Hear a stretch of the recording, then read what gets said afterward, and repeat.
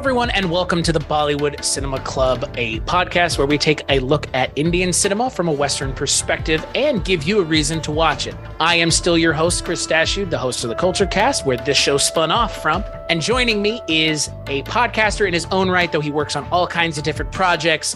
But the one we're going to be talking about right now is a little bit of a show called Midnight Viewing, where we talk about Rod Serling's The Night Gallery, which was a spinoff from our Dreams for Sale show in a lot of ways. Your friend and mine, Father Malone.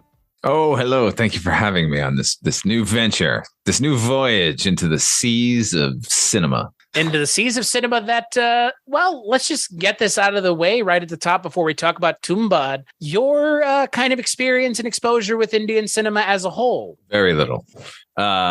Woefully deficient. Have you been on any of the Culture Cast episodes in Indian Cinema Month? I don't recall. No, I was scheduled to be on one, but then my schedule conflicted and I was not able to. And I think that happened again the next year.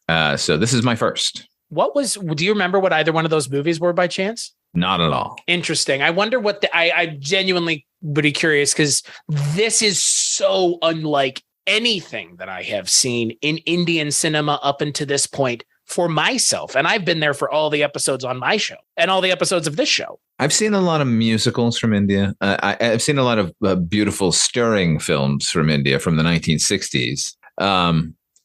Poignant films. I haven't seen this movie in America.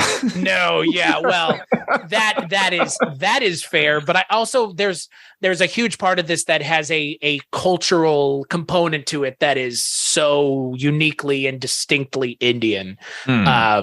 Obviously, I mean, we'll talk about it when we talk about it, but so that's kind of what I thought. I didn't remember if you had been on any of those episodes. So this is our first time talking about an Indian cinema film together. Yes.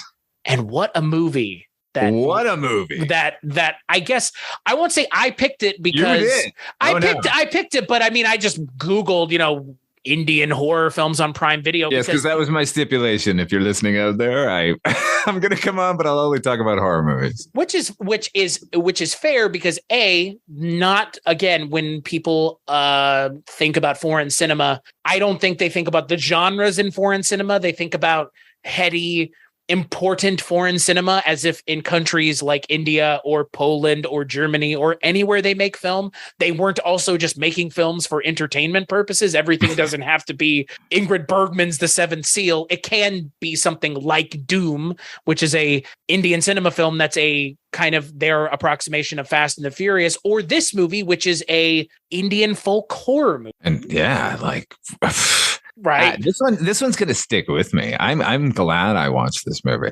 This is and right before Halloween, which we are now glutted with the same 17 to 26 horror movies on a loop on television and cable and everything. And it's all anyone talks about. And spooky season. Ooh. Yeah. Let me tell you, as an old gore hound, my patience runs thin with horror movies these days, particularly with movies that people are talking about a lot and keep trying to get me to watch. I keep hearing about the next big thing, and it's never really paying off. So this one, holy good Lord, I loved it. It reinvigorates me horror-wise. So the film that Father Malone is talking about is 2018's Tumbbad. So it's directed by Rahi Anil Barva, based on a screenplay by Mitesh Shah, Adesh Prasad, Rahi Anil Barva, and Anand Gandhi. And it stars, make sure I get this right, stars Soham Shah as Vinak Rao. He starts out as a boy and becomes a man. And throughout the film, we find out that his family are the keepers of Tumbbad, a castle that has a deep, dark secret that he is tasked with both exploiting or not exploiting and protecting, at least on the face of it. And the trials and tribulations of him and his family over the span of, 30 years. Yeah. And yeah, it is a horror movie, so there are a lot there. It's like I said, there's a secret at the core of what Tumbbad is, and we'll talk about it. So we will be talking spoilers. Before we talk about spoilers, you had never seen this movie. I had never seen this movie. What are your initial thoughts on Tumbbad? Like everything you described as like the genre that this movie falls into, it's the best of all of those. It's a movie that it sets up its own world, and it's very realistic while being fantastical. I mean, it's foreign enough for, I'm sure, you and me I have no Indian basis, like, as far as their cinema goes. But within the sort of world of Indian cinema, I imagine this fantasy world created like is distinct from anything else going on in Indian cinema. And I think it's just gorgeously realized. The movie is beautifully shot. The production is fantastic. I'm just going to gush about this movie for however long we're talking here, Chris, because without spoiling it, it's really scary when it wants to be scary. It's really funny when it wants to be funny. All the performances are really good. The production looks great. The effects are fucking phenomenal. It's not often you can tell a story with time jumps. We talk a lot about time jumps lately. But, yeah, boy, haven't we. But this one is economical with it, and it has purpose. And each one feels like a chapter of a whole different story in a way. Like if you switched these, told me these were different character names and had different actors play in each of the different stories, I would believe that this was a weird anthology, and I would, you could piece together that it's of the same cloth, but it would function in that way. But the fact that it's the story of this boy growing up to be a man, and then his child, and the sort of situation that their family has found themselves in, that's deftly handled. Like, I don't know, this guy, this filmmaker, Jesus, good God, give him a huge budget and more than 6 years to make a movie, for Christ's sake. You know what the budget of this movie was? Like what, $10? 600,000 American dollars. What are we doing? 600,000. Like I couldn't make a movie this good with $600 million. Yeah, I'd be hard pressed. I keep using the word deft, but really a sure-footed. Like, is this person's first movie? Like, I'll be mad at them if it is. So I had never seen it either, and I have not seen any of Rahi Anil Barva's other films, which, by the way, there aren't any. So there you go. So to answer your question. Oh my God, I love this person even more. They're like the Indian Don Coscarelli, like throwing out a phantasm and then disappearing for a while. But so where is this guy's Beastmaster? Right, well, so that's kind of, I'm in the same boat regarding this movie. I didn't know what to expect at all. I knew what the setup was. It's there's a castle with a secret. And I think obviously there's a lot more going on right from the jump. We're introduced to this idea of the goddess of prosperity and unlimited wealth, and her womb is in the earth. And that's a huge portion of this movie is setting the stage. Even if you're not a Western audience watcher, it's important to set that stage. Again, you could just say, well, most of the folks who are going to be watching this are in India. No, this is, they set the stage really deftly, even if you have zero frame of reference for the Indian subcontinent. And then not only do they set everything up deftly, they knock everything down in a way that is so impressive for a first-time filmmaker, B, someone who is hewing close to the conventions and tropes of another culture's genre tropes, because it leans on genre tropes from Western horror films, but does it in a way where it feels like I've never seen them before. Right. It's like it doesn't even feel like it's just this sort of recontextualizing based on like it's from a foreign land. It feels fresh. It doesn't. At no point in this movie did I think that's a shot from this movie or this is a beat from that movie, or which with American horror movies, you can see the beats and you know what they are from the more famous predecessors, but what you're saying is absolutely true. Like, I could not really relate this to another thing, particularly once we get into the second act. I mean, the first one is kind of fairy tale and could be, it could have been a Hansel and Gretel type story, like, as far as the setting and the costumes and the supernatural elements involved. But and that's very familiar. But Jesus Christ, once we start really exploring the manor, it gets very unusual very quickly. Yeah, so let's talk. Let's kind of. I would say let's just kind of talk about the act. So the first act, like you mentioned, it's Vinayak and his sibling Sadashiv, who are kind of in Tumbbad because their mother is there, and she's the mistress, or she's not the mistress. Their mother and the mistress are there, and the mistress dies, and the mom's like, "We need to get out of here," and in trying to leave, worse things happen because you find out. So their mom is a mistress to the local landowner, and their grandmother is locked in a room, and we don't know why. And it's far away. Right.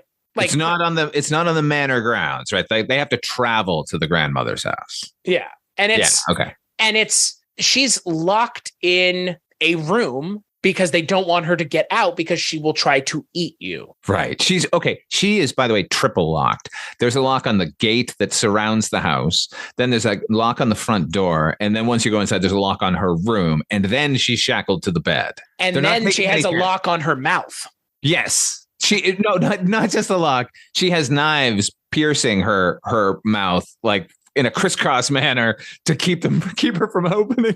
It's when I saw the creature design for the grandmother, I thought immediately, and where's Heather when you need her? I thought of those Dracula, those vampire movies we watched earlier. The subspecies movies. The second one where they had that mother character who was locked underground. Yeah, she was great. Yeah. Yeah. And this is like that, but a more well done version, obviously. A higher quality, higher production value.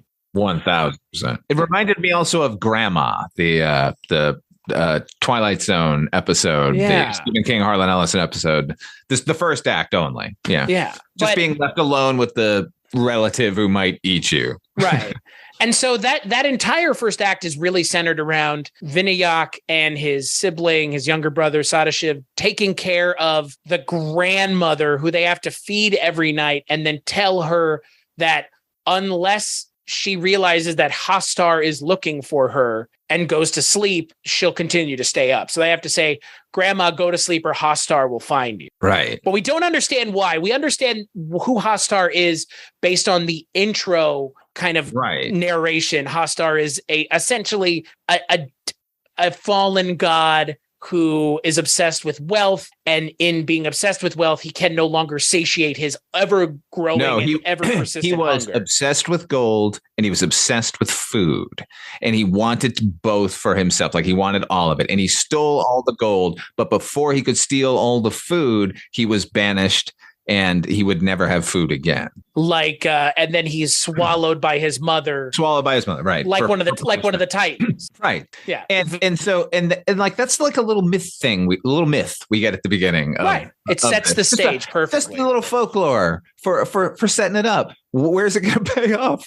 and then the other thing that I really appreciate is they say, okay, we're going to save you, but nobody can worship you. And so we're going to erase you from history, which is why, because again, they are leaning on real Hindi beliefs. It's like, well, who is this God? Well, this God doesn't exist because this God's existence has been wiped from existence so that we don't worry about people. Well, we'll find out doing what we're about to find out they're doing. So, but we find out that the residents of Tumbbad, which is where the womb of Mother Earth is, worship Hastar and have built a kind of temple to him. And so that's kind of all of that is where we're left in this first act, because the first act doesn't really explain anything. Not a goddamn thing. Which I appreciate. Me too.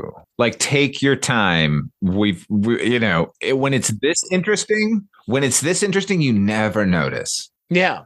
The rush to rush that American horror movies have taken. It's not hard to understand why the sort of more heralded horror movies recently, the highbrow art movies, The Vivitch and The Lighthouse, and A24. Are you just listing off A24 movies? Yeah, but like, is The Babadook an A24 movie? Because I'll put that on that list too. Like, that's These are it's in like, that same vein. these are 4 slow burn horror movies, and like we haven't seen slow burn in a long time, but all 4 of those movies are really boring. This movie is a little bit more slow burn, but it's never uninteresting. This movie could have been 6 hours long. I would have watched it. Well, and that's the thing about this movie is because it is broken up into these acts, like you said, it feels like an anthology. And not only does it feel like an anthology, it lands those anthology beats where it doesn't tell you anything, but then it explains it way later, which again, that's one of those interconnected anthologies. That's an interconnected anthology thing. Not every anthology does it, but it's interesting because they've mentioned that they're making a sequel to this movie. And where this movie kind of ends up, it doesn't need a sequel for those characters interacting with Hostar, but more characters interacting with Hostar that are different would be interesting. Oh, yes. Right. Which is more of an anthology. Yes. If he wants to turn this into a series that takes place in Tumbbad village from time immemorial to now, and all of the different people's, relationships with Hostar or other weird things, I'm all on board. Right. But like you said, like that anthology-ness is already kind of present. And I hope that's because again, by the end of the story that's being told here has come to a logical conclusion that I don't need anymore. And there's nothing more that needs to be said. But if you want to focus on a cool character that you've designed and a cool it's more of a cool concept, less a character, really. It's kind of the cool concept that they've designed around what Hostar is and how Hostar operates. Yeah. I think that's obviously very interesting. Oh, yeah. The concept itself is fascinating. Yeah. I will say, you know what? Execution wise, the character is also interesting. I don't want to be in a room alone with that character, but I love that character. He's like fucking fantastic. Like, yeah. Oh, yeah. You know where that character stands and exactly what he wants. And it's reminiscent of things that we have seen. It's design. It looks, I'm not going to say it looks a little Stranger Thingsy, but it kind of has that weird things turned inside out. So it's just exposed flesh quality. Right. But deeper and redder than that. So a little more sinister and less like, oh, look how gory I am. Like less pop culture-y, less 80s vibesy. And he seems to fluctuate in color too. Like, and maybe that's just a trick of the light and shadow. But he's a scary fucking character, man. I think we're drifting into spoilers now because we've revealed that Hostar is an actual character in the movie. I'm going to jump back now because we're still in at the end of Act 1. When we get to Act 2, basically the sort of anthology-ness of it, like for a little while, I did not realize that our lead, the little boy, was now our lead character. So it was kind of joyous to find that out, because I believed that this might just be another tale. And once it was revealed that this is the link to that character. Also, now I am going to jump back to the first act because his little brother's death is fucking horrifying. Yes. In amidst to all of the other things going on in this movie, that's really bad.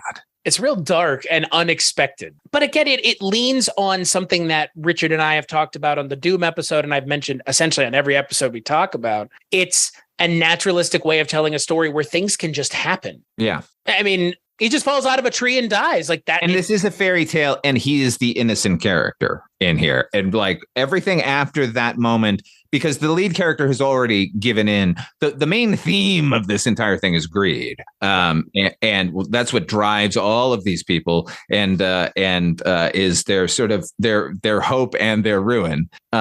So I don't know.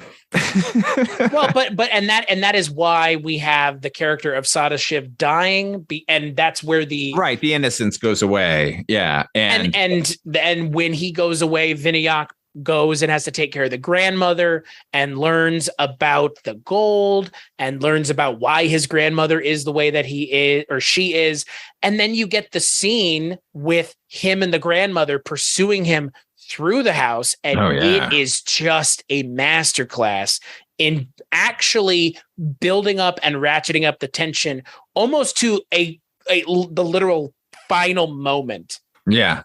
I assumed he was going to be eaten. This movie puts its pedigree right out there, and that it's not going to it's not going to go easy on you in any way, you know? So I figured every character on screen was up for grabs. So there's a genuine menace going on when grandma gets loose. And once the shackle went on him. Oh, yeah. I thought, oh, this is going to be the mom will arrive one moment too late. Yeah, no, and that was my expectation as well, because like you said, that the way the movie opens and the tone of that first act and the brother falling out of the tree, and again, we don't know the status of the brother until the mother comes back after this scene. Right. I did not know where the film was going, so I figured, yeah, it's the brother that went away survived, or they both die. But yeah, it's the moment when his head is sticking up through that hole, and you're just like, and she's pulling oh my God, she's pulling it out of her mouth, and you're just like, all right, this is how you build tension in a scene, and this is how you make me genuinely concerned for the well-being of a character. Really, really good. Now here's a question. Would it have been better had grandma just killed him, given the events of the rest of his life, of broken promises and giving in to the greed, and, you know, for him, probably, yes. Yeah. And maybe for, you know, his wife and his child. Yeah. Well, his child by the end of the movie is going to need some help in the therapeutic variety. No, I mean, for him as a character, probably. And that's the thing. I mean, but that's what I enjoyed about this movie, is there are moments in this movie where it's like the decisions of the characters come back to haunt not only the characters who make the decisions, but the characters who don't make the decision. Because it kind of comes back to haunt the grandmother, because I guess if she had eaten him, she would have gotten away. Right. And instead, we find out at the beginning of the second act. I don't even know how to describe what that scene looked like, because I've never seen a scene like it before. A character with a tree growing out of them in the center of a room that looks so convincingly like a corpse. I was surprised it was an actor. It was pretty great. And and I love that the character's reaction was like, and this is when it's revealed that this is the boy, because he's like, hey, she's like, oh, you've come back. And then he's like, yeah, a tree grew through you. And then he just starts cackling. So I guess they left her. Yeah. They left her in there, and nobody fed her. But you can't die. She can't die. And she couldn't move, clearly, so much so that within a 15-year period, she had a sapling growing through her innards. And now she just aches for the sweet caress of death. It's when a movie shows you something that you've never seen before. Yeah. Like I was thinking about the other day, randomly, Crank 2. Remember when Jason Statham and Amy Smart have sex on top of an electrified fence? How can I forget? I don't know how you could, because nobody else has ever done it. No. And like, I think about it, it's like, why haven't people done more crazy things with cinema? Because that's what the medium affords you, is the opportunity to do insane things you could not do in real life. So, and here you go. You have a tree growing through an old mummified woman on the ground. Weird. Just like a strange Evil Dead adjacent kind of, I'm talking Evil Dead Fede Alvarez, like Evil Dead kind of. It is very close to it. Yeah. It's in the same neighborhood as Evil Dead. It's better than Evil Dead, but it's in the same neighborhood. Yeah, because they're both kind of tackling the same thing in a way. Like that movie became more. The Evil Dead remake is more of a metaphor for addiction, right? In that case, I mean, it's obvious out there, but I thought kind of well handled. And this one we got Greed, and they're both in the sort of same level of grime and willingness to go to the place that it needs to go to not only fuck you up as the viewer, but like to satisfy the story. Like, these aren't random bits of weirdness thrown in, you know, this isn't, you know, I don't want to slag anybody off, but you know, it's not a stunt thing. And then it's like, oh, well, that was cool. It's like, it's integral. Right. Well, and so I would say the second act is the expository act of the movie. We learn that there is a well in Tumbbad, that at the bottom of the well is a further down hole which is the womb of the goddess of prosperity, which is where Hastar lives. Right. In that hole. And if you touch Hastar, you become like Hastar. Or like, yeah, and like grandma, basically. Like, right. You become a I would say it's kind of zombie-esque. Zombie-ish. It is closer to Evil Dead, though, right? It's right. You become more demonic. It's you, but it's an evil version of you, and you can't die. And if you can be restrained, though, like, you know, you're not that strong. And I don't know, your bad news of Hastar gets you. I should point out, though, as expository as this is, it's visually expository. That's right. One of the things I really admired here, because this wasn't just the lead character rattling these things off, and it wasn't even that we were watching him do it. We watched all his preparations for it, and then another character who like needed some money in order to secure a license, tried to steal his riches. Like, he saw him come out of the hole with gold coins, and then he went down. So our first experience going down into the hole is with an outside character, right? Yeah. Yeah. And so we don't even have the reassurance of our lead when we go down. Now we're with this totally alien character in an alien environment, and it's so weird, and it's so off-putting and bizarre. And when we don't even see Hastar in this scene, but we feel him, and he's sort of a blur through the frame. But fuck, it was frightening. And then even the scrambling up the wall in the distance, like, Jesus, that was good. It wasn't like we're hiding an effect back here. It was, that's all you get to see of this nightmare. And I think, you know, to your point, the storytelling convention that they use, where you don't understand what he's going to do, you just know that he's going to do something that the grandmother said to don't do this. Don't do this. Don't even go to the village again. And right. Here he is, and something bad's going to happen. Yeah. And you don't understand what he's been doing until way later in the second act, but you see him going and coming with the money, understanding that he's getting the money from somewhere, but it's a less than positive way of getting it, seemingly, is what we're being led to believe. We don't really understand the ramifications until Raghav goes down into the womb, and well, he goes down into the womb, but Vinayak kind of tricks him. Yeah. The opium dealer. Oh, the opium dealer. Yeah. He tricks him into going down there. Sure. But I mean, to what end? Because he doesn't get anything out of that other than no more debt. Well, and that's the thing. That's the thing we should kind of mention. The lead, played by Soham Shah, Vinayak, the main character, he's a terrible person. He is. Like, through and through. He ignores his grandmother. He ignores his mother. He's motivated solely by the greed from the Hastar coins that he's getting from Hastar. Like, he's not a great person. No, but why do I like him so much? Because he's an interesting character. He's an interesting character. He's a flawed character. And they make no apologies for his flaws. And I kind of root for him in most of the scenes, honestly. And, you know, it might be because it started when he was a child.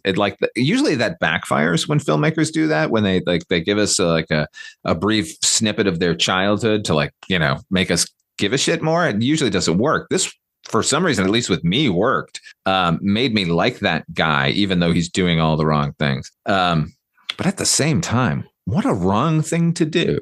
It's just, well, it's not, for me, it's not even like a wrong thing. Like, what a dangerous thing to do. It's really dangerous. Like, I didn't understand how, I guess nobody did while they were watching the movie for the first time.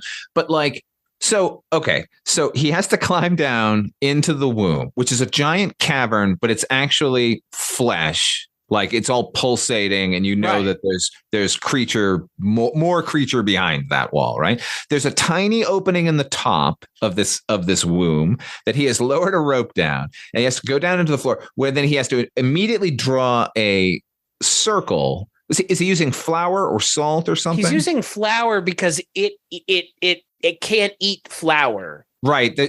Because that's the thing that it was denied. Right. So unless it's given to it in the form of like bread, which is, he makes these little men out of bread, which is ingenious. And the visuals alone of those are really interesting. Yeah. These big doughy fat men that he has to throw. So he has to throw. Okay. So he draws the circle, gets into the circle, and then It's when he takes the food out. Right. When he has the food on him, Hostar is then motivated. When it's revealed, yeah. So he has a tin with the dough man in it. He opens the tin. Once that comes out, that's the dinner bell, and Hastar comes crawling out of the ceiling from where we don't know. From the wall, I guess. Yeah, he might have emerged. We don't know. But suddenly we have Hastar, but he can't get through the circle. So he's inches away from our lead, and he's very mean. Well, and that's the thing. I mean, I like the idea of the little dough man that they're making, because it comes in thematically later, because he gives one of them to his friend, and his friend opens it. He's like, don't open it till you go down there. And he's like, aha. And he opens it and it gets him. And then he comes back down and, whatever. Again, terrible character. But I like all these weird little rules and little kind of ideas and conventions that they're using. They've set out the ideas and then they said, all right, how do we get around them? How do we deal with what we've set up in an interesting and engaging way? And the little flower circle is one, the thing with the rope, and then the idea of creating the dough men are obviously one of the biggest kind of pieces of the puzzle here that also yields a twist later in the movie, which I also appreciate. So Hastar, who was denied dough, was denied wheat, once thrown this dough man, can't help himself. He has to eat it. And once he's doing that, he's so distracted that the gold that he did get away with, which is still on his loincloth, you can rip it open, coins fall out, and he grabs hands full of coins. And then the terror actually begins, because he now has to climb that rope and get out and up through a chest and close the lid before Hastar gets him. Because once he starts climbing, the circle is invalid. Right. It's horrifying, the climb up. Well, the idea of what he's doing is just so off-putting. Yeah. You're effectively going and grabbing coins from like any sort of the worst imaginable monster known to man, but just happens to be distracted by something simplistic. Right. But it's still a monster. They're out in the open. You have to like rip it off of like a pouch attached to the loincloth over its ass. Because you can't touch it. Right. Oh, yeah. It gives me anxiety thinking about it. It is. Well, and it is only because that if he doesn't do it, he's going to starve. Right. I mean, he could get a job, but he could. But isn't this more fun? This is more fun. You know what? Would I do this? Would you do this? The question becomes financially, how viable is this? Because we get the sense that they have a good life. Yeah. He's married. He's got a mistress. He's got a kid. He's set up his life in an interesting way that he can get away with doing this while still living like a seemingly forward-facing normal life.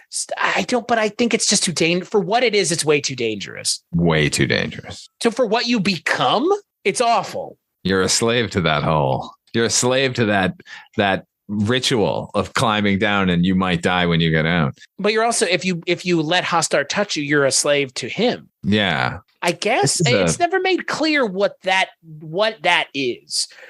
Yeah, I mean, which I appreciate though. Like, I don't need to know what that is. It's I know that I don't want to be that. That's for sure. Right. I like that. What I really like about the movie is it is very oblique about what's going on, but it's very visually instructive. So if you think about it, you can kind of figure it out. It's not that hard, and they allow you to do it. And then in a very non-expository way, the rules will get mentioned. Like our lead, once he starts telling our son, by the way, this is the third act when we start getting answers.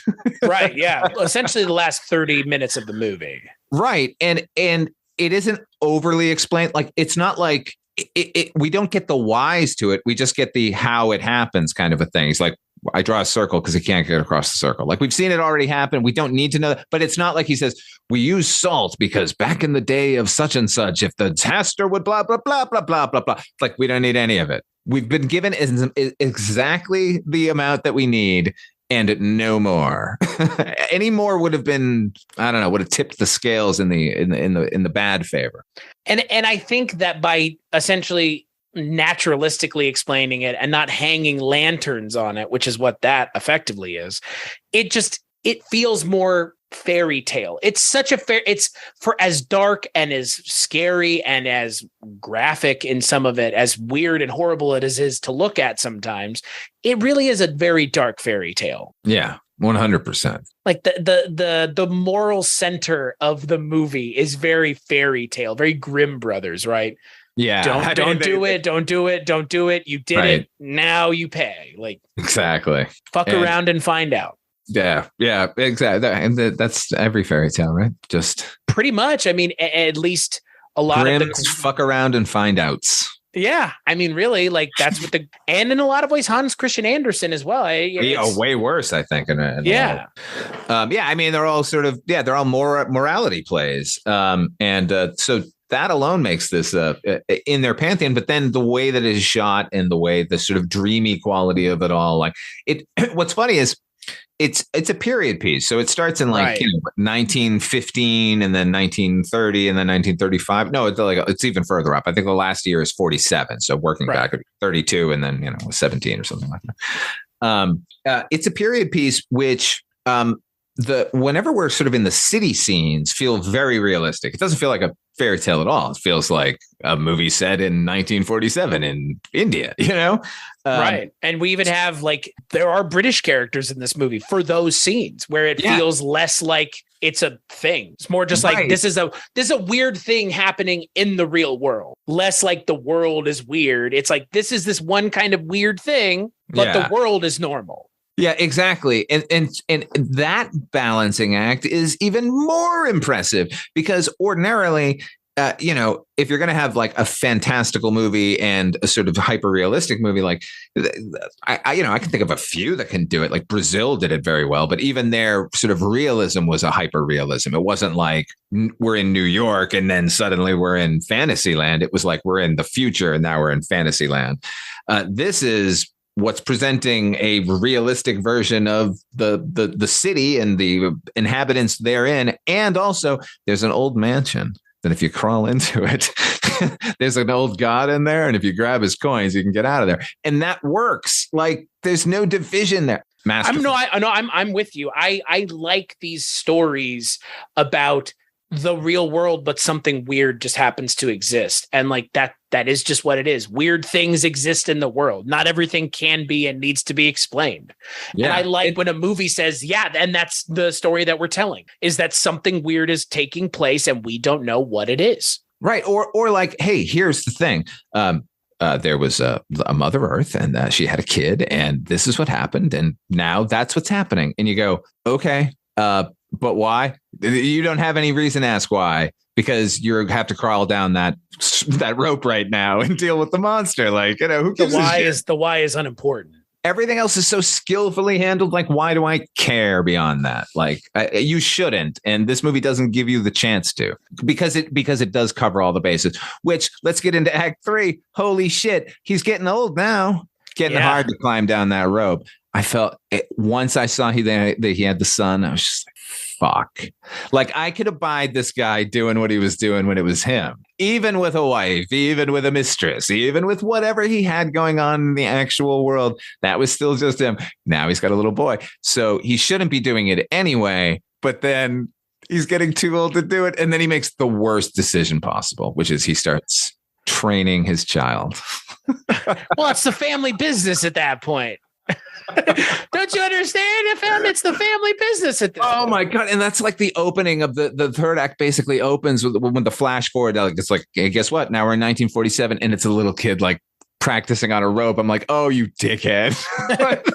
But that's my point. Like what I was saying, like he's a terrible character. Like, yeah. And then it's really crystallized in that third act where it's like, oh, and now his kid is doing it. Like, Jesus Christ. And I get the sense he hasn't told his son what the stakes are. Right. Oh, I know. He's kept this from everybody. He's not allowed to tell anyone, really, right? Like it's nobody. You got to keep this sort of information to yourself, I guess. Well, if you tell somebody else is going to go and exploit it themselves. Right. So there is that. So it's another greedy thing that's the motivation in him not telling anybody. But the idea that he's not going to tell his son even before they go do it, like, what? Are you what? Like they go down into it.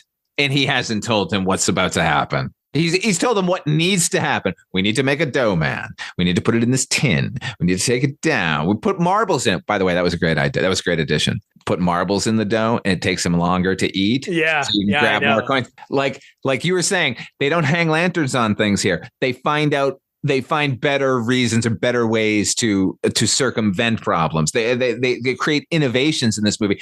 No more so than the son, because look, as terrible as our lead is for doing this to his child, that kid seems born to do it. Right. The kid seems he's terrible scheming way ahead of the dad. Yeah.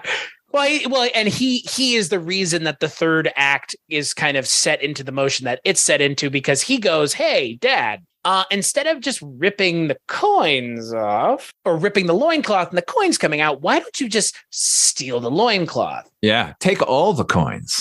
Which is like an eternal amount of coins in that thing, right? Forever coins. Yeah, I assume it's like Santa Claus's bag. You put your hand in and coins come out. You put your hand in and coins come out.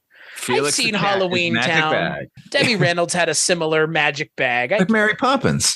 Yeah. Which again, like leaning on tropes that we've seen before, but doing it in an interesting way. So that kid's got a good idea, right? Like, let's grab that loincloth. How do we do it? Oh, I know. And when the kid said it, I was like, fuck yeah. Me too. I was like, how?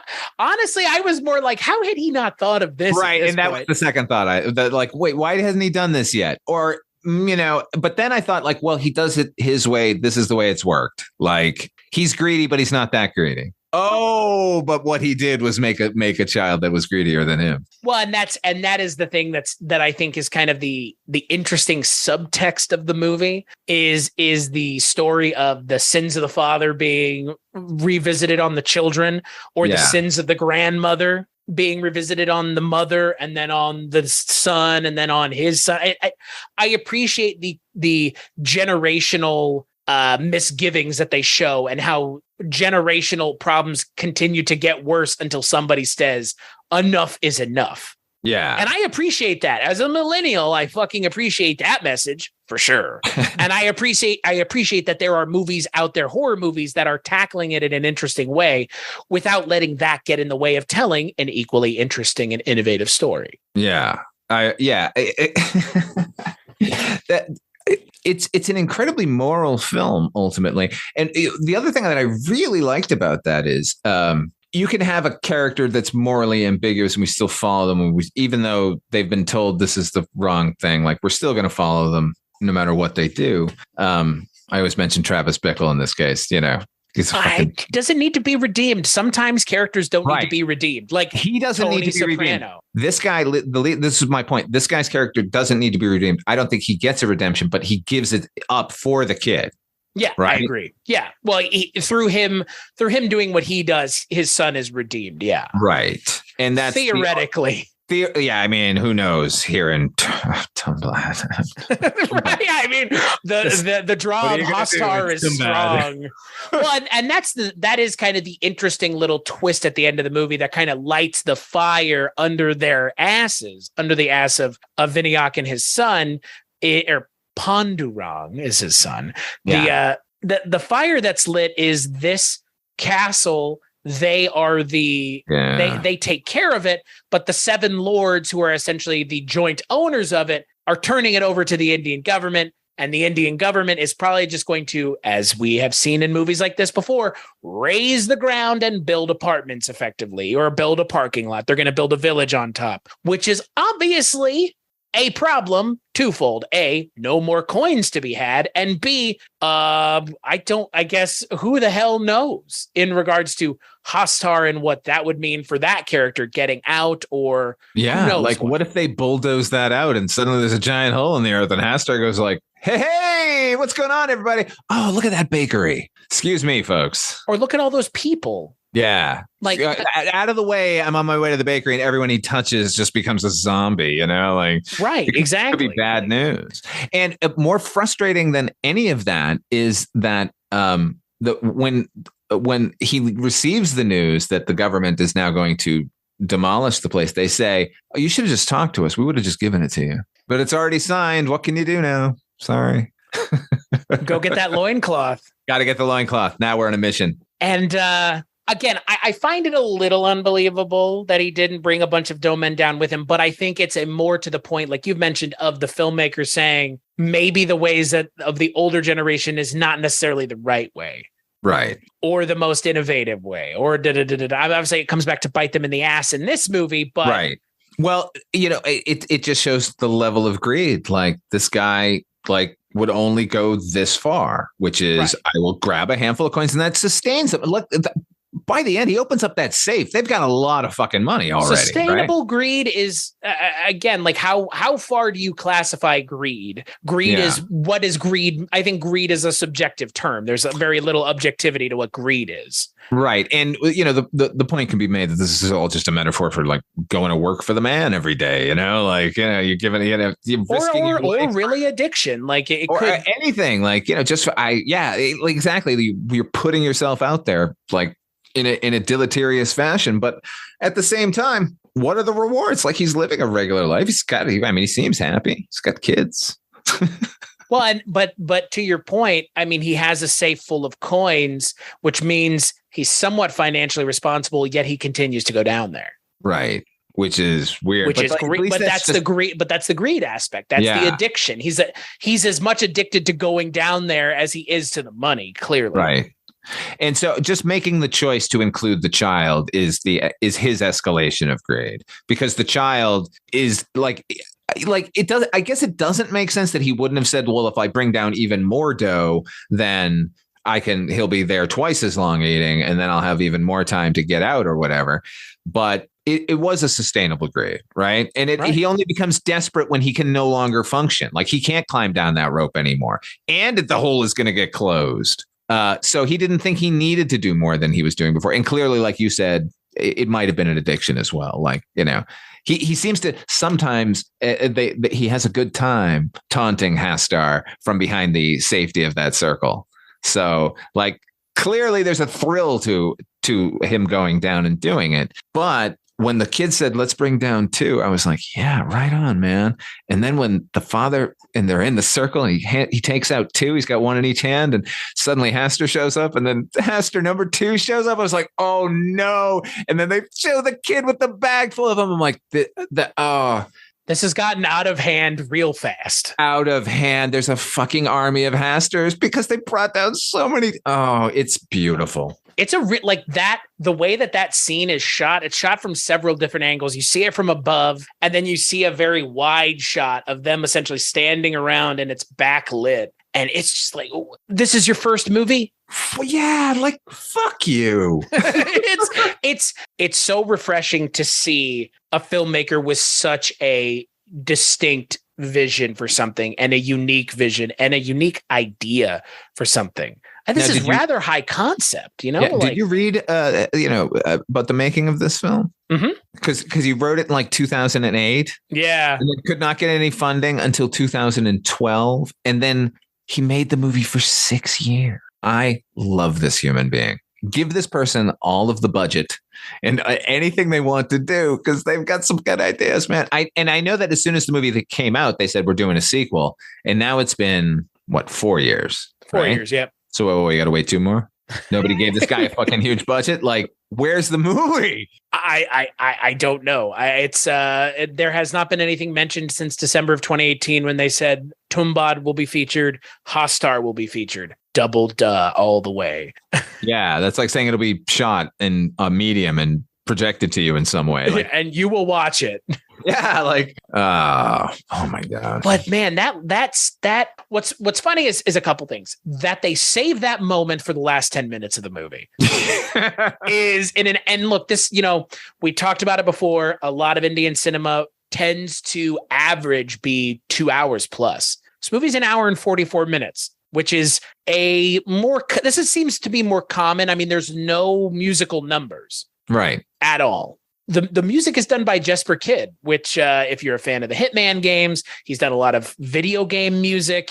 He's Danish, I believe. So it's a good score. It was interesting to see a composer like him working on a project like this. I love it. I appreciate it. I'm glad. I want more Western composers, actors, anybody to get involved and bring their unique vision to another culture that is interpreting our culture and things that we have. Sure. Why not? Throw them in there. Yeah. It worked here. And can I just say the cinematography in this movie is fucking gorgeous. You know how gorgeous it is? I couldn't look away from Grandma's toenails. That's how well shot this movie is. And those were horrendous. Oh, the visual effects in this movie, the practical effects and the visual CGI are for a $600,000 movie. Like, what? Yeah. Are you kidding? Like, we've seen big budget Hollywood CG fests where the CG looks like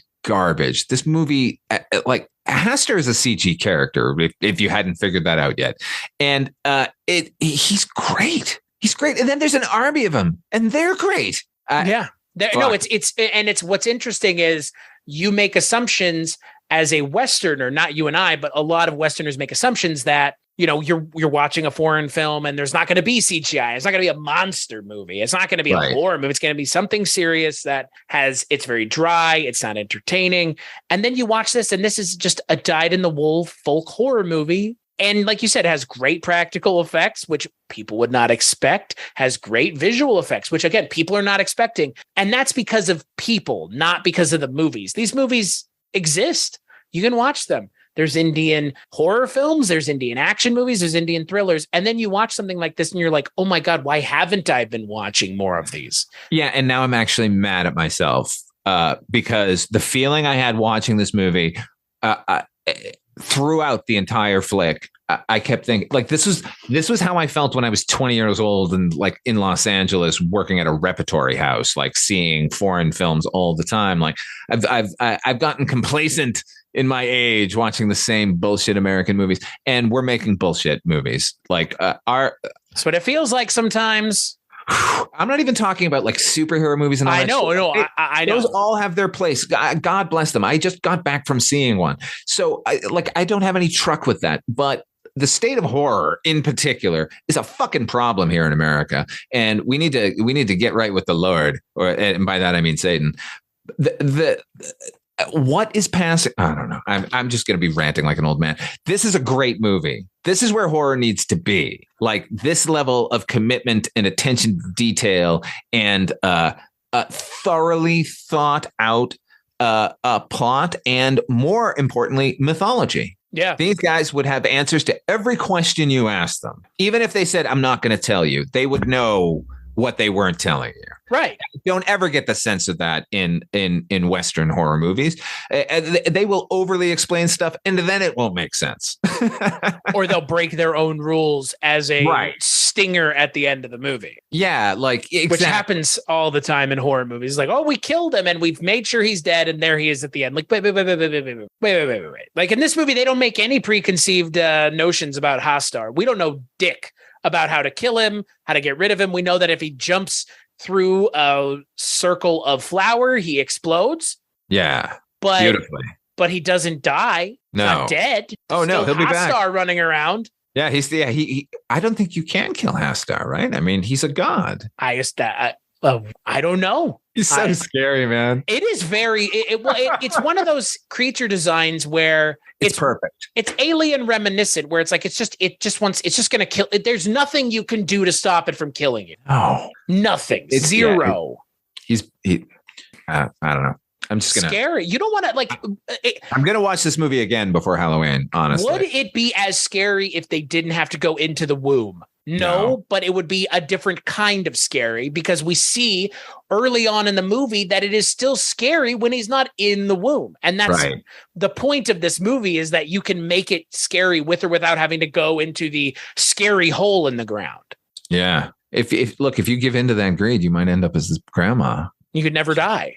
No, you're a problem for everybody, unless they burn you, I guess. That's the question I have, because it would seem at the end of the movie, his friend in the wall is still like moving a little bit. No, he's all scorched up and burned. Or is that just the walls? I figured I was wondering if like burning you also was like you were just still stuck. Okay, so that was the scorch mark where his friend had been part of the wall that he threw an oil lamp on to burn up. And then when the kid sees it, it's like the wall is like healing itself. It's like pushing out. I was like, oh, so maybe not even lighting you on fire kills you, which is equally as awful. That would be the worst thing in the world. But that's how Grandma dies. She's begging for him to burn her to death. Right. Right. So that's the way to kill them. But that's not going to work with Asta. Well, that's the thing. I mean, we don't know as the audience if there is a way. Yeah, and there shouldn't be. I like that there isn't. I love a chaotic element that cannot be killed in a horror movie. I'm talking about not even a horror movie, but stories in general. But like a headless horseman, like it's just out there. Like we know where it came from, but what are you going to do? Well, and that is what my issue with a lot of Western slashers is. Like, I do want a movie about the backstory of the character, but ultimately it does not matter. And they said it in Scream, not having a motive is scarier than having one. Way scarier. And it is. It really is.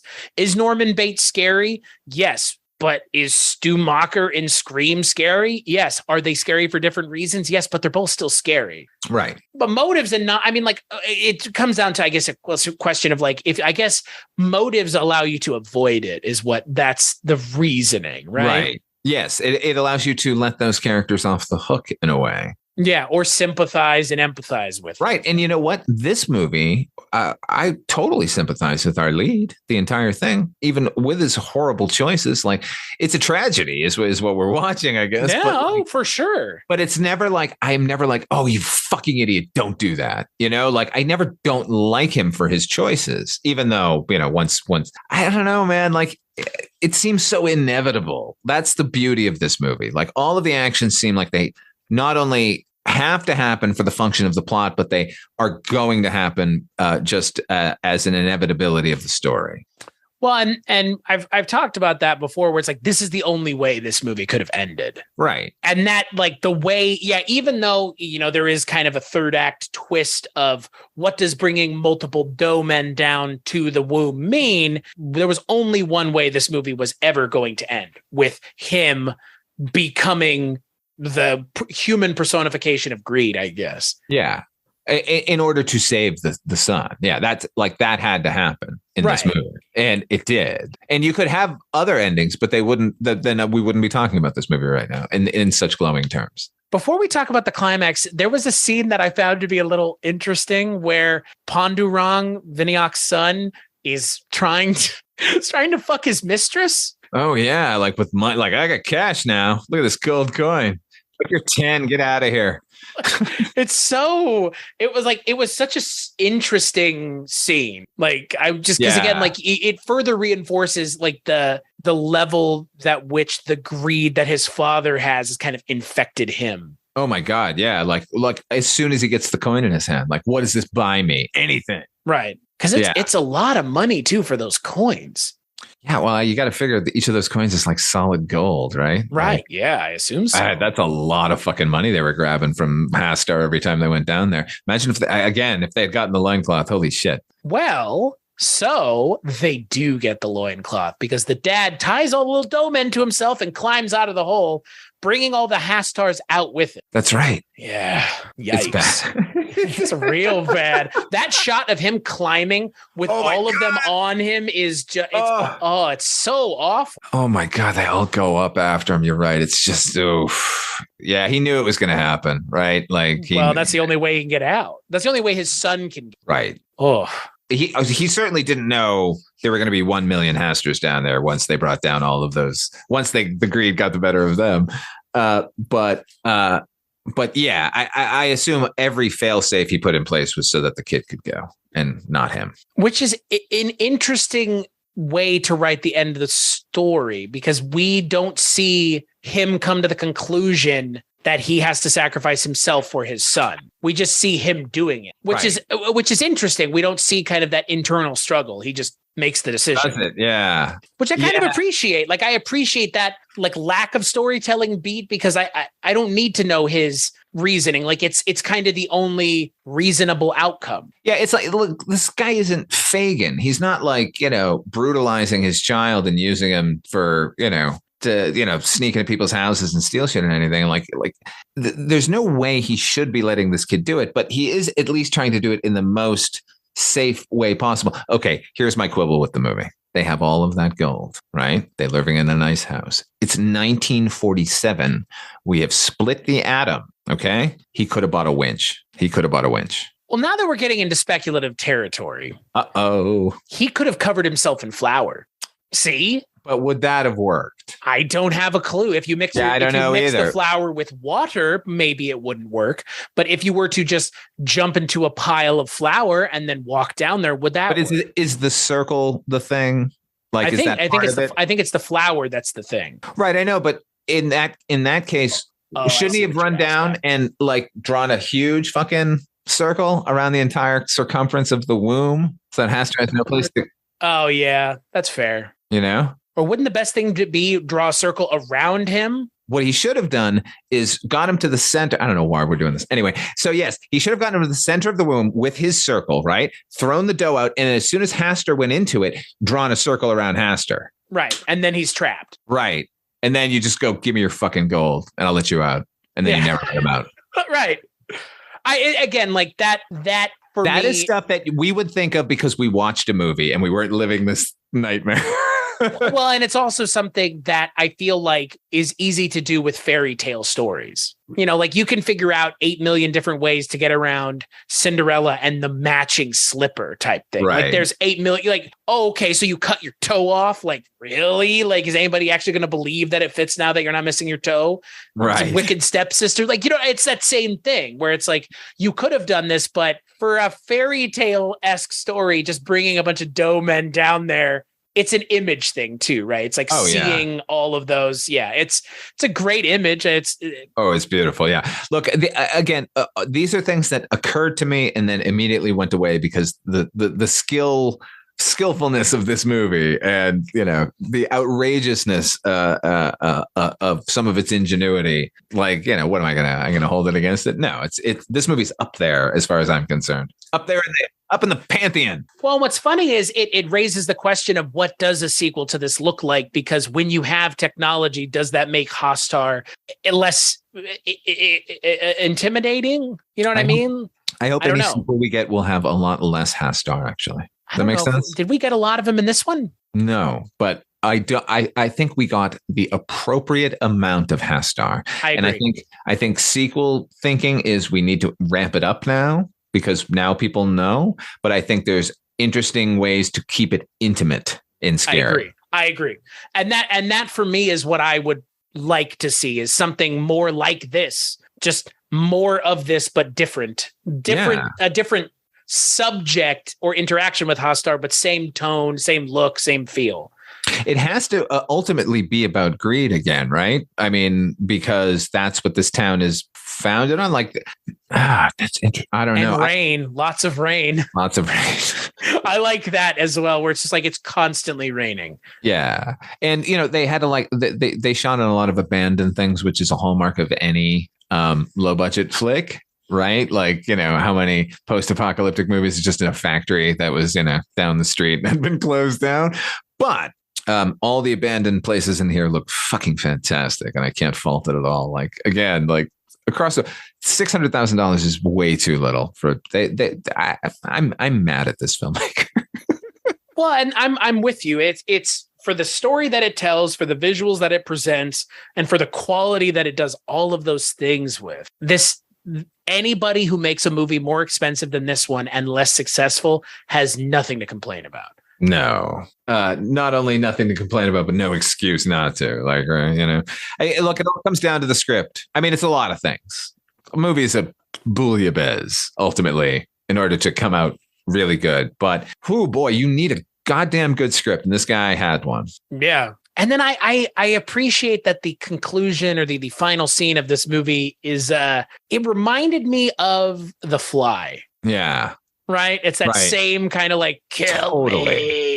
kill me. Yeah. But he doesn't say it in this movie, and he doesn't say it in The Fly either, which I appreciate. It's like the ability to die has been taken away from you, so you're having to figure out a way to convince somebody else to do it who may or may not be or want to be complicit in having to kill you. Right. And the only person who will really do it for you is the person you love, right? Right. Or the only person you should expect to do it for you, I or guess. Family. It's got to be someone you love or family. Right. And I did not know what to expect once he got out of the womb and he sees his father. I did not know what to expect. So frightening. It's awful. Yeah. It's just gross. Like just a gross character design. Yeah. Yeah. It's like it's not fun. These aren't the fun undead. The fun dead. No. These are like it looks like it is uncomfortable, miserable, and awful to be that way. You're in pain. Absolutely. That's rare that you see that there's torment behind these demons. They're always either sort of cackling and happy or like, just zombified undead stupefaction. But yeah, these people seem to be having trouble with their present immortality. Right, because they can talk. I mean, his grandmother talks to him without trying to kill him. Yeah. And like they just want to eat, right? They'll eat anything. They'll eat anybody. Like they'll eat you. Yeah. Oh, this movie. Raw. Oh my God. Like where's worse? Like being up above ground with these people, like the children of Hastur, or being in the womb with Hastur himself? Well, the question is, I guess, Hastur eats you in the womb. Yeah. Oh, right. Yeah. So they're all that's part of the part and parcel with the Hastur religion. Yeah. You're going to start eating people. Could you maybe like take a tent down and, like some food and stuff and like hang out with Hastur for a while? Like, he'd be growling at you and like snarling the entire time and swiping at you. But, you can get to know Hastur. Would you want to? Would you want to? Kind of would. Like, I would be a little worried about, no, because you could sleep down there. He wouldn't going to get you as long as you don't roll out of that circle. So that's fair. Circle of salt's not good enough. Circle of flour, on the other hand, not that. Just right. I like that even then it's a twist of that expectation. Like we've seen the salt circle a million times. 1 billion times. God, watch Supernatural and you'll see it in every episode. Yeah. And how effective could it honestly be? It's salt. Here it's pretty effective, apparently. Flour, on the other hand, I like that idea. I got bags of that stuff in the house. And I like when he comes home to his wife in the second act. He's like, "Why are you selling all the flour?" Yeah. And she's like, "I don't understand."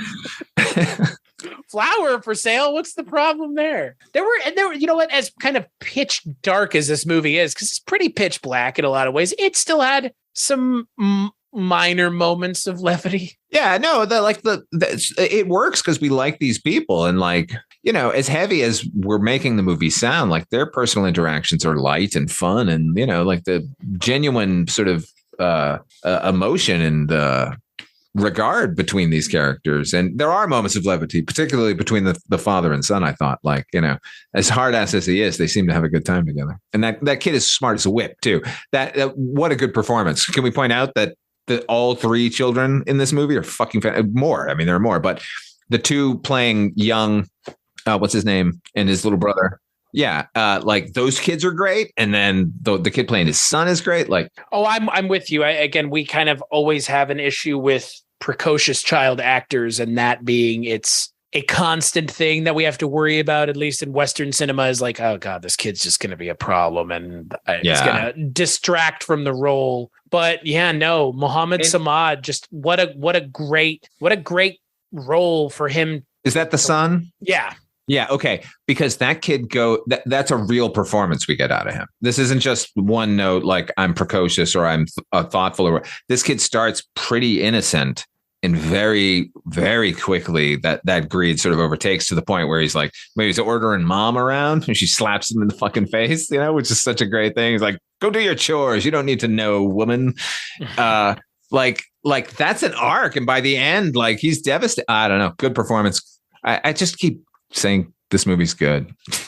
Well, it's because it is. Again, I didn't know what to expect going into it. And so surprised. I'm so happy. Well, and the title and the kind of synopsis, I think, do a very good job at kind of giving you an idea what this movie's going to be about, but not giving away all of the big, important, impactful story beats. You read the description to me, and I thought we were going to get another creaky old house, like haunted mansion movie with, now with an Indian flair. Boy, oh boy, we did not get that at all. No. And what's funny is this is the first proper Indian horror movie I have seen. Let's keep doing this. Like, the thing is, I'm worried that like this is an outlier. Like this was nobody had seen anything like this in India, like maybe let's take a look at what's been going on in India for the previous 4 years since this movie came out. Like in the wake of this movie, like I'd like to know what their imitators look like. There's got to be some, right? Who's the Indian Roger Corman? He's got to be over there making something.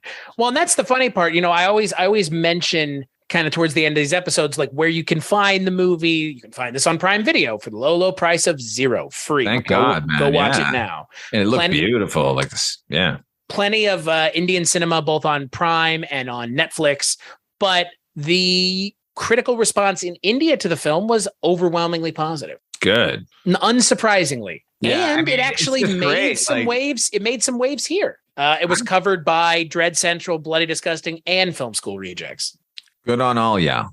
And I feel sad that I've been waiting this long to dive headlong into Indian horror. Well, and I haven't seen a lot of Indian horror. This is the first one, so I can't speak to all of it, but I know that there are Indian versions of American horror films, obviously. Like there is a Nightmare on Elm Street. I believe Sangharsh is the Indian version of Silence of the Lambs. I don't know how good it is. Watch that. It's from like the early 2000s, but I don't know how good it is. But like you said, I think obviously this movie benefits from modern filmmaking conventions as well. High quality cameras, high quality filmmaking techniques, high quality CGI. Like that, that's the other thing. Like it's a slick looking movie too. Where would you put this against American cinema? Like say if they were to make this in a Western horror studio were to make this, you think this is closer to A24? You think this is a Blumhouse thing? It feels A24 for me. It does. But less pretentious. Right. There's got to be a middle ground between Blumhouse and A24. That the land of David Cronenberg's and John Carpenter's and George Murray, the pantheon, the giants, if you will, who were interested in the more cerebral aspects of horror, but not despite the horror itself. That those guys always understood that these movies are supposed to be scary and you're supposed to jump a few times and then maybe go home and not trust anyone ever again. But like the A24 leans too hard in you're going to go home and not trust anybody anymore and less interested in actually fucking scaring you. These are scare shows, folks. Well, and that's the thing about this movie. It is still whether or not something scares you anymore. I mean, we live in a rather scary reality in and of itself. I think this movie does a good job at ratcheting up the tension and making you really concerned and care about the characters. And the conclusion of this movie is very bleak, which I do appreciate. I really appreciate a bleak ending in a horror movie. It's not a necessity. No. I will disagree with former co-host of mine, Eric, to my grave, that horror movies do not need to have a dark or bleak ending. That's not a requirement of the genre, but not at all. Dawn of the Dead does not have a bleak ending. They fly away in a helicopter. Right. I mean, the world is overrun by zombies and they'll ultimately come to a bad end, but it doesn't end because with them. The original ending, which is Peter shooting himself and Fran standing up into the blades of a helicopter, that's the ending that Eric is talking about. Right. The mist traffics, traffics in that. But I appreciate a suitably dark and bleak ending. And this movie has a dark, bleak, but somewhat hopeful ending. Ultimately. Yeah. Yes. I mean, maybe that cycle is broken now. Maybe they're gonna doze it over and put up some apartments and everything will be fine within those apartments. Yeah, right.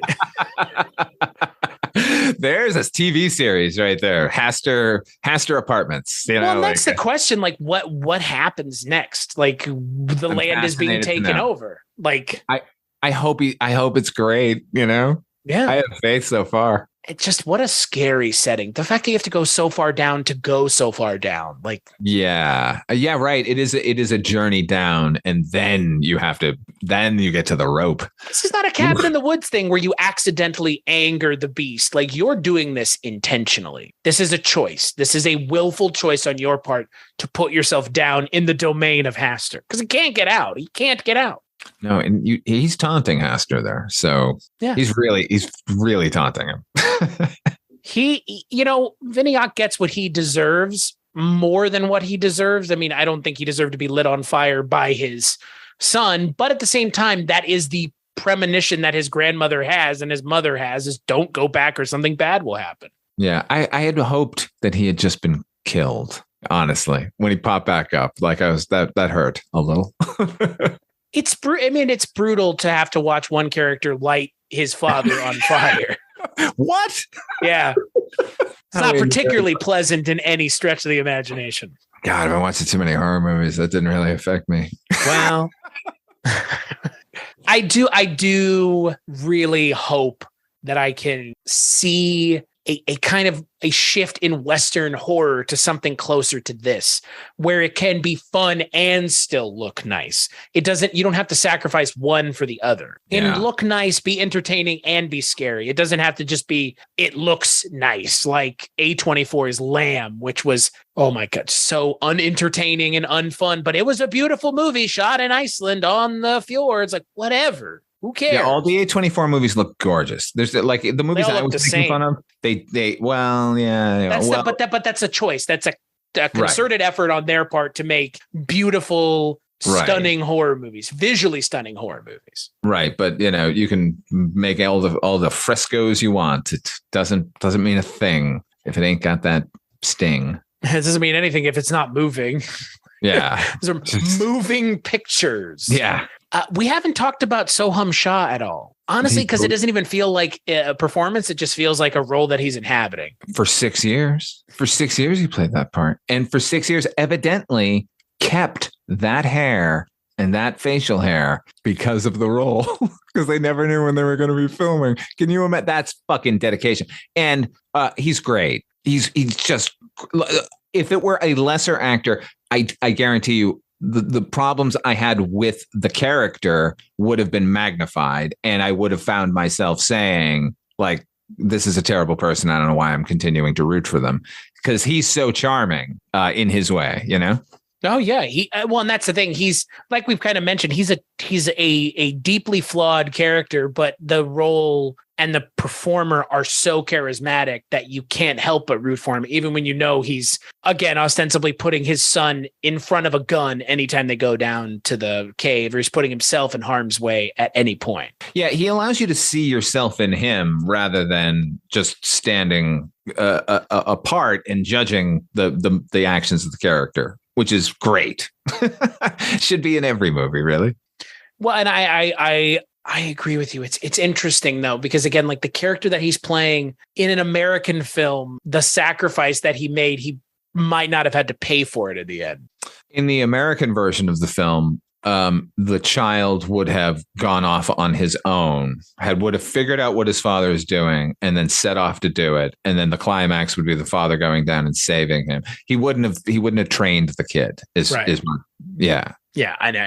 It would have been a much less interesting movie. Yep, it would be a big rescue at the end, and then a sacrifice, as opposed to, you've gone too far, man.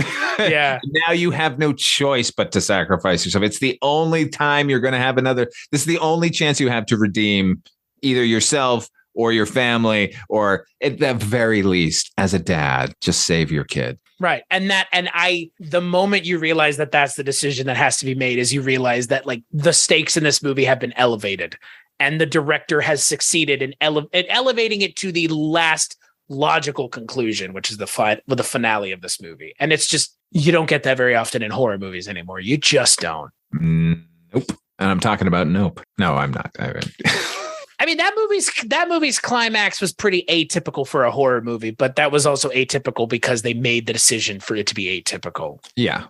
Yeah, I'm not. I'm not. But this movie's is pretty. This is a better movie than that movie. This is a better movie than all of Jordan Peele's movies. I think it's a more surprising. I don't know. Jordan Peele was pretty surprising that the comedy guy suddenly was swinging hard and landing the blows, because I like his movies a lot. Us is a little iffy, but that's not because he doesn't know how to create tension and scares and good characters. But I just think this movie, the movie we watched, it just hits me on a purer horror level than those other movies. And maybe it's because it's a fairy tale and it's asking less of you in a way. But it certainly, by going that simple, you shed a lot of potential plot and or other problems that can crop up in a screenplay, which, well, it's like going to a restaurant and they only do one thing, but they do that one thing really well. So you don't care that they only do that one thing. Right. This movie does all kinds of different things really well,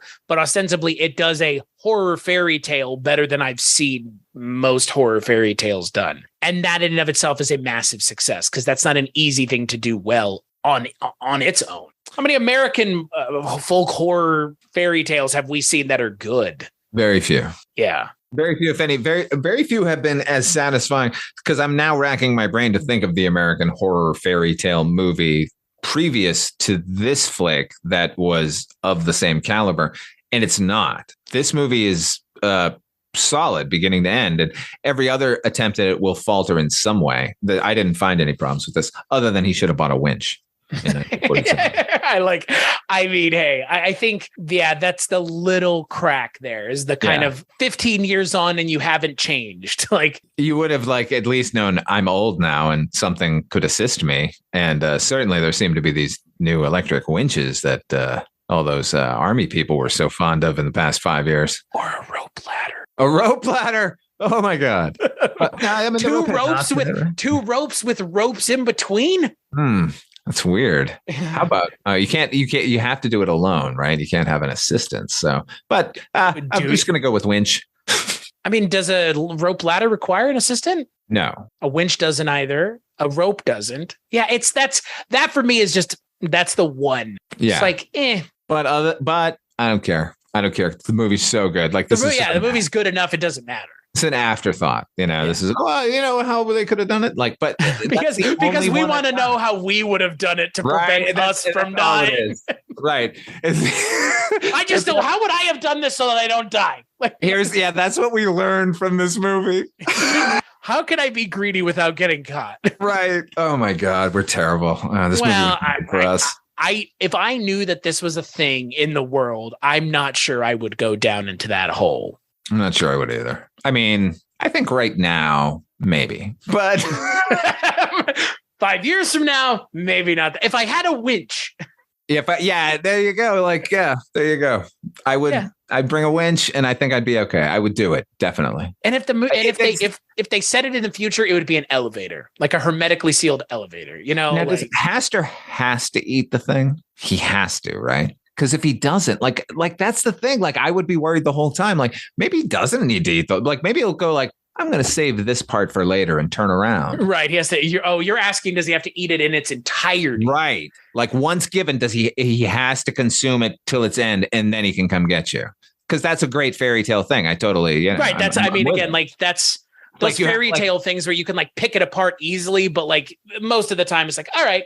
You throw rice on the ground and a vampire has to pick up every bit of rice. Or breadcrumbs on the ground help you find your way back. Okay. It's fine. Right.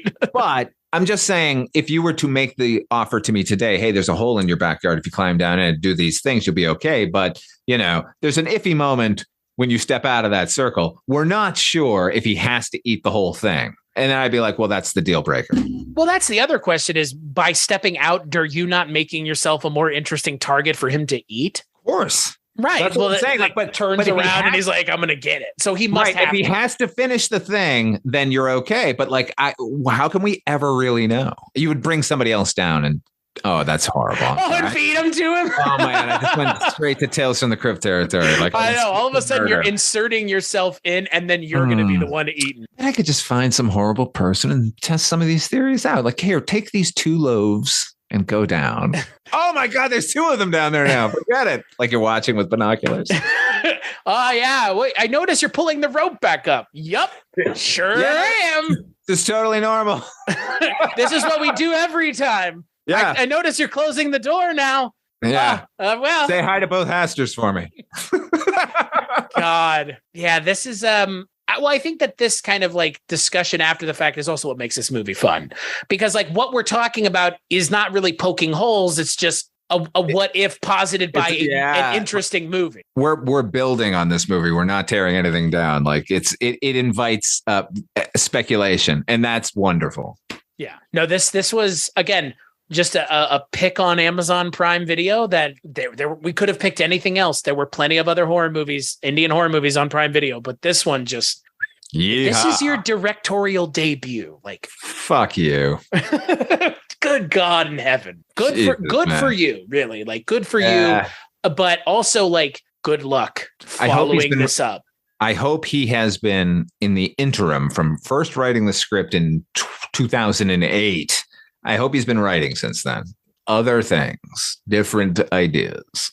I mean, maybe within the same universe, but like, oh man, like please be of quality continuing on, because I'm 100% in this director's favor. I'm with you. No, I'm 100% with you. And I would love to see more of what this director has. I would like to see more of Soham Shah and stuff. Have not seen him in a lot of stuff, but this was kind of his big breakout role, was Tumbbad. So yeah, I was not expecting a movie. I was expecting a good movie, but wasn't expecting a movie where I like want to tell a bunch of other people I know, like, you have to watch this. Not just a suggestion, but like, do yourself a favor and go sit down and watch it. Yeah. Yeah, I know. I want to shout this one from the rooftops. I'll wait till this episode comes out, but I am going to tell everyone to watch. It's one of the better horror movies I've seen in the last 20 years. Never mind Indian horror. Right, exactly. Never mind Indian cinema at all. Like, I feel really good about horror right now, and I've felt bad about it for a long time, including going back and just rewatching the same fucking things over and over again. That everyone seems to be belaboring, like we need another Michael Myers movie. Well, and what's funny is we're constantly being bombarded with more of something that we've seen before. Maybe not the movie, but another like you said, another Michael Myers, another Freddy Krueger, blah blah blah. It's like it's exciting and interesting and fun to see a new creature design that we've never seen before.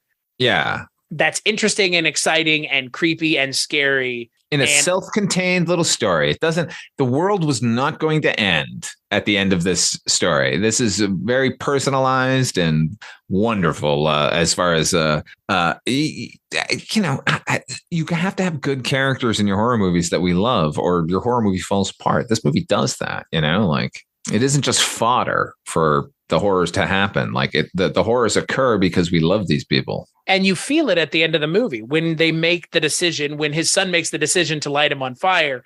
It's not a decision made lightly, and it's not supposed to be. And you understand the weight behind it. Not a decision made lightly. And nope. Really just goes up in flames. Oh, and you know what? I'm glad that they also held back on the makeup at the end of the movie, because they really could have overdid it with how gross he looked. And it was right. Turning, but not turned. Right. And the early scenes of this movie made me worry that this was just going to be a gross out filmmaker, because there is a lot of loving close-ups of goo and oozing and grossness. She takes those blades out of her mouth and he's just being covered in blood. Yeah. So I was wondering the same thing. I was like, Jesus Christ, like, is this? Like, all right. Yeah, we're getting an Eli Roth kind of thing. Like, please don't. And then no. And then it like, I won't say it achieved gory elegance, but it certainly achieved a level of restraint by the end that was necessary. And like you said, like they could have gone crazy wacky on Dad, and they didn't. They gave us a appropriately frightening makeup, but not overdone. And also like vaguely like empathetic, like you're needing a little empathy. You can see the man in there and not just a crazy demon. Yeah. Or whatever that is. Or whatever it is now. Jeez. Final thoughts on Tumbbad, Father Malone. Massively surprised, pleasantly surprised. Definitely going to start watching more Indian films. I feel like we just started at the top, though. We're going to be working our way down from here to all the movies we expected to see in Indian horror. And that's fine, because when you have a lead in like this, like, how can you go wrong? Like, my final thought is I'm going to tell everyone to watch this movie. Go watch this movie. Don't even listen to me. I should have said this at the beginning. Turn this off and go watch the movie. Yeah, no, I'm with you. You know, again, it's easy to find on Amazon Prime Video. It's not hard to get into. I think it does a good enough job of kind of, again, easing you as a Western audience into a world you're unfamiliar with, in a period and a time you're unfamiliar with, but still giving you enough to be able to say, oh, okay, I kind of understand that, or I recognize that, or at least this makes sense to me the way that they've explained it. And then it kind of pushes the issue and further builds on it to this kind of logical, horrifying conclusion. But I'm with you. I had no idea what to expect. And it was one of the best, like I said, one of the best horror movies I've seen in a long time. Like forever. At all, even, really. Yeah. Yeah. So I'm going back years and years to the last movie that I woke up the next day and was immediately on my mind, you know? And the other thing about this movie is I feel like it's so also tied in culturally that like to make it, there's not like a possibility of like a sequel remake type thing, like an American remake. Jeez, oh no, they could do it. I could do it in 10 seconds, man. You just said it in the old South. That's it. You know, you just, you know, you make it. You could do you like voodoo. Would it be voodoo? Sure. Why not? That's but it just wouldn't have the impact. It wouldn't. No, because you know, I don't know. A lot of what makes the movie really good is the air of mystery to it. And like, I'm sure this is a myth that might be in India, but I'm sure it wasn't on anyone's mind when he made this movie. It's fully created whole cloth. Oh, okay. Well, there we go. That's even better. Good for him. Holy fuck. I love this. I know. It just, wow. Right. It's just, it's so good. It's so good. This is one of those movies that is so good, you wish you had made it. Yeah, it's an envy movie, you know, like it's so good you're envious. Like I couldn't have made the movie. Like I can't be envious of it. Like this is it's a gem. It's a gem. It's informed by life decisions that you and I do not and cannot ever share. And that's what makes it so interesting and exciting as a Western film goer. Ultimately, we're still Western film goers here, is experiencing Indian culture. One of the many ways to do it is through art and film. And so, you know, if this is what's coming back to us horror film wise, fuck, that's great. Like I'm more interested in what's going on in the rest of the world now. I'm with you. So when you're not here talking Indian horror movies with me or Indian cinema in general, Father Malone, where can people find you? Well, as you mentioned at the top, we do a show called Midnight Viewing, the Night Gallery podcast with our pal Mike White.